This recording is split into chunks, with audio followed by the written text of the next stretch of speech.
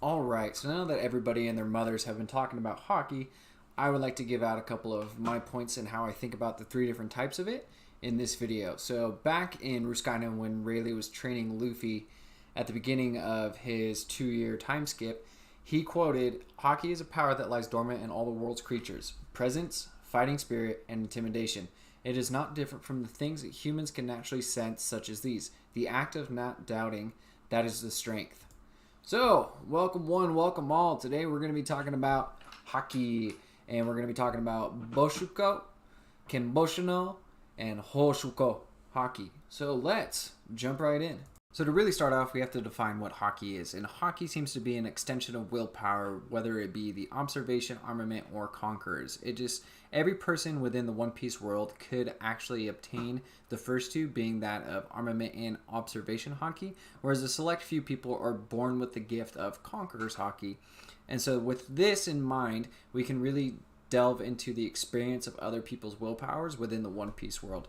So we're going to start off with observation Haki, and for every sense of Haki, or every type of Haki, I have categorized a C through A tier list. C being the baseline and A tier being the pinnacle of what that type of Haki could do, has shown to do, or might do within the future of the story. So to start off with the C tier of observation Haki, it has been shown at the normal level, if you have it, you can dodge enemy attacks and you can sense their presence. This is first shown in the Skypiea arc with Enel and his mantra, and he could, with the help of his lightning fruit, could sense and feel the presence of many people up to thousands of kilometers away. Also shown right after the 2-year time skip, the two sisters, Boa Hancock sisters, during the Amazon Lily arc, or this is beforehand, within the Amazon Lily arc, could dodge and evade Luffy's attacks, and they were making fun of him because he couldn't hit. Now with the second tier of observation Haki, this is where it gets a little confusing between the B tier and the A tier. So where I put the B tier and sort of like the middle, the step above just normal dodging, you can say that Luffy, knowing the intentions or feelings behind the attacks of the enemies, is a higher tier of observation Haki that he didn't necessarily have when he first began training with Rayleigh. And the reason why I say this is because back in Fishman Island, when Luffy and Zoro were dodging all of Hody Jones's water bullets, there's a sense, if you retcon it, right, that Luffy understood the intentions behind Hody's attacks. And this is further expounded upon within the Luffy and Katakuri fight when he says, when he gets the flashback of Rayleigh and they're talking and he says, "I want to understand what state of mind my opponents are in." Luffy didn't say it so eloquently, but he basically gets his point across that he wants to understand why he's fighting these people and if they have good reasons for it or not. The second part of a B tier observation Haki user, I put future sight ? Because there could be something above future sight that is an even more advanced form of observation Haki, but we don't know because we haven't seen anything past that yet. But future sight is a very high form of observation Haki, where Katakuri could see into the future of what Luffy was going to do and where he was going to attack and counteract it within split-second time frames. Now, if we jump up a tier, at the beginning of this tier, I put future sight ? Again. As for reasons that I just explained, future sight could be an A tier, if not the best tier, of observation Haki that we've seen in the story and will see in the story. However, with an idea that I have, and with the speculation of Dracula Mihawk and his moniker, the clairvoyance, or clairvoyant, whatever one it is, right? This could be the A tier of observation Haki, whereas in clairvoyance, not only could you see the future, but maybe you can, how do I put this into words, change the future based on that. This would be a future sight 2.0. And with clairvoyance, even if you, let's say you're so highly trained in it that you can turn on and off your observation Haki whenever, this would be the ultimate, it's never turned off and you understand what's going on at all times. So with this high level of observation Haki, we could see that people who are unconscious or asleep still understand what's happening in the world outside of them.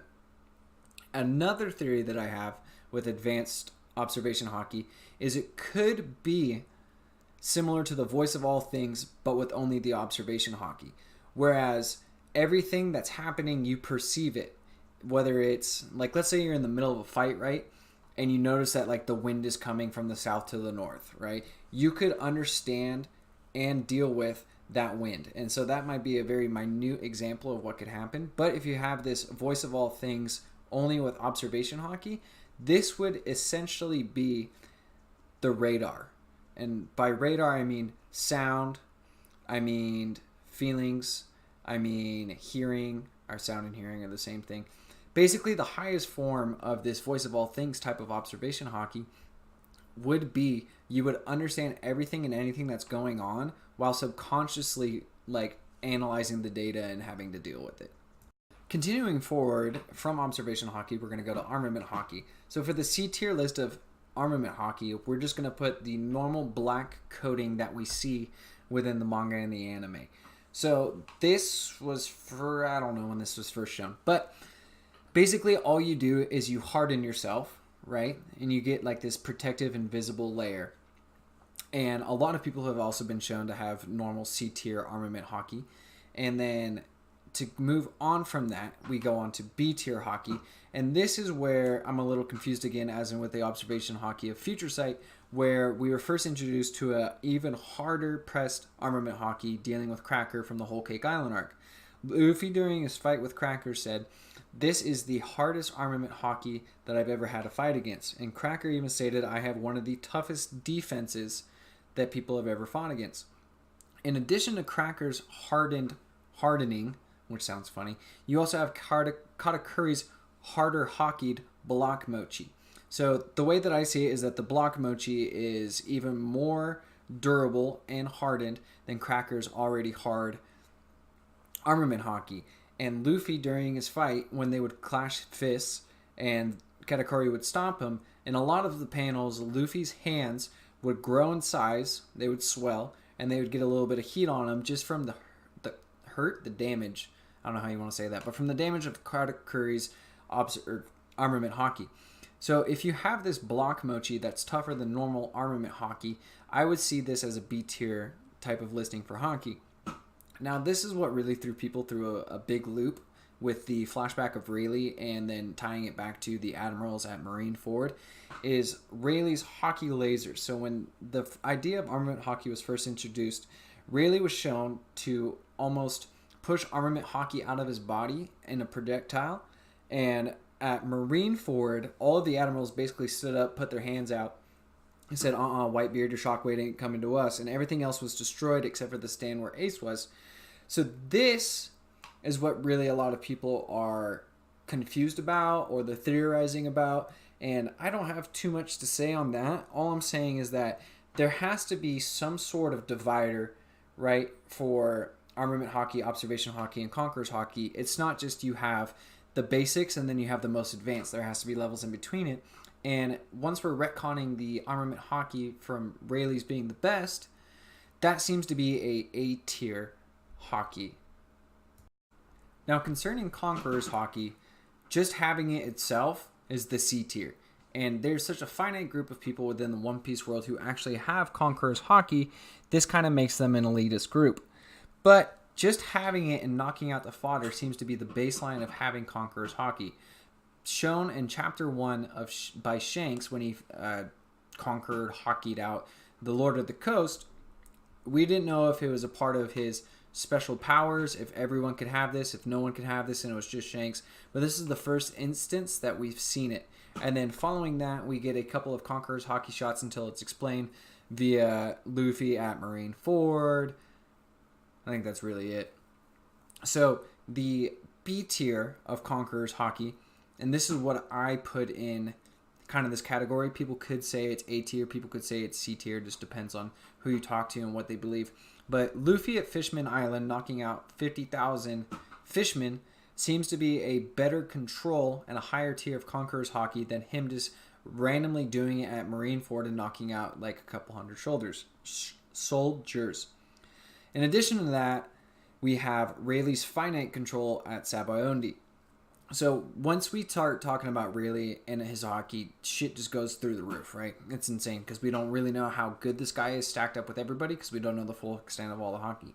But on the opposite end of knocking out mass amounts of people, if you can flow and control your Conquerors Haki to knock out very specific people, I would put that closer to a B tier. Now we also get into a couple more ideas. Shanks damaging Whitebeard's ship and Luffy versus Katakuri moving objects in the mirror world is a part of the B tier list of Conquerors Haki. So if you can affect the environment around you without completely destroying things, right, that seems to be not the highest level of Conquerors Haki. Damaging the ship and moving the rocks within the mirror world, both controlled to the twisting of the dimension that they're in. That sounds a little beat, but basically they're affecting the physical world around them just with their will. Now, if we get into the A tier side of Conquerors Haki, this is where it gets a little confusing because B tier could be considered the A tier because we don't really know what an A tier is. For mostly what we've seen, Conquerors Haki mainly affects fodder characters within the One Piece world. So, an A tier user of Conquerors Haki, which a lot of people seem to think is Shanks and people of that high caliber, would be imposing the will on top tier characters alone.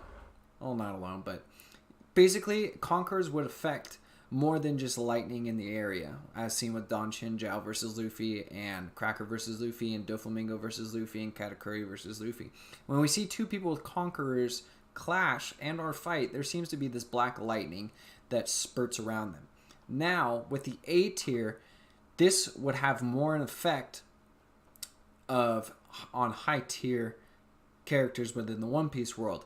A barrier of complete dominance, whereas awakening of devil fruits allows you to control and manipulate the physical surroundings while you're in a fight. The A tier of Conquerors Haki might be able to do the same thing based purely on willpower. So think about it as in if Law had a room up, but it was pure Conquerors Haki, to where the people who were using it, the A tier people who were using it, would basically shut out the rest of the world, right? So let's say Kaido and Shanks fought and they both had A tier Conquerors Haki. And when they fought, it would almost be pictured as if they were in one of Law's rooms.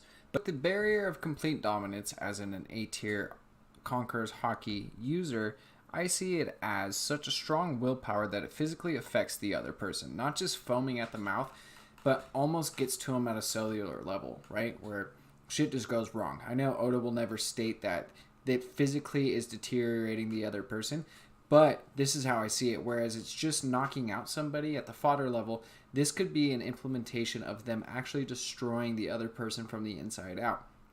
And this might sound like a little crazy, but it also implements their will so deeply that their morality begins to dwindle on the other person. So if you have a fight of ideals, right, as in the Luffy versus Katakuri fight, such a high level of Conquerors Haki would be able to have a similar effect of overpowering the other person.